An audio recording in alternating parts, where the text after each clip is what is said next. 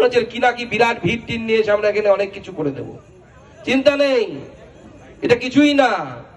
এখন তো আমাদের সংগঠন পর্ব চলছে, আমাদের লোকেরা সংগঠনের কাজে ব্যস্ত। লোকজন সবাই বুথ সভাপতি কে হবে, মন্ডল সভাপতি কে হবে, এটা আমরা ঠিক করছি। এখন এই সংগঠন পর্ব শেষ হতে দিন। জেলায় জেলায় আমরা এই স্যালাইন কাণ্ডের বিরুদ্ধে ডিএম অফিস ঘেরাও করব, সিএম অফিস ঘেরাও করব এবং এই সরকারকে স্তব্ধ করে দেব। তাই বন্ধুগণ, আপনারা সকলে মিলে একত্রিত হন।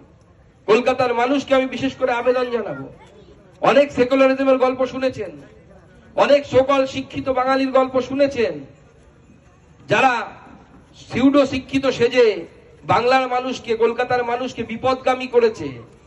1946 আমাদের শ্রমিকরা বললেন, 1946 মনে রাখবেন, ছবি বিশ্বাস আমাদের বিখ্যাত অভিনেতা, জলসাঘরের অভিনেতা, তার সেই বিখ্যাত ডায়লগ তোমরা কি ফিরিয়ে দিতে পারো?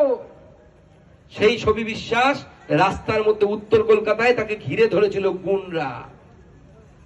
ওরা একই বিনতে দুইটি কুসুমের লোকেরা ঘিরে ধরে সেদিনই তার ছবি হয়ে যেত, যদি না সেখানে কম শিক্ষিত গোপাল পাঠা তার পাঠা কাটার অস্ত্র নিয়ে যদি ওখানে না পৌঁছতেন, তাহলে ছবি বিশ্বাসকে আর আমরা জলসাঘরে দেখতে পেতাম না। এটা বাস্তবিকতা। যখন আপনাকে ঘিরে ধরবে তখন মোহাম্মদ সেলিমের সেকুলারিজম কাজ করবে না, যখন ফিরহাদ হাকিম সাহেবের দুর্গাপুজো কাজ করবে না, তখন সিদ্দিকুল্লাহ চৌধুরীর ওয়াকফ কাজ করবে। আর সিদ্দিকুল্লাহ চৌধুরী সাহেব যেরকম বলছেন যে দক্ষিণ কলকাতার সভাপতি দাঁড়িয়ে আছে, তোমার বাড়িটাও নাকি ওয়াকফ সম্পত্তি। মমতা ব্যানার্জির বাড়িটা কি, ওটাও কি ওয়াকফ? হ্যাঁ, দখল করা।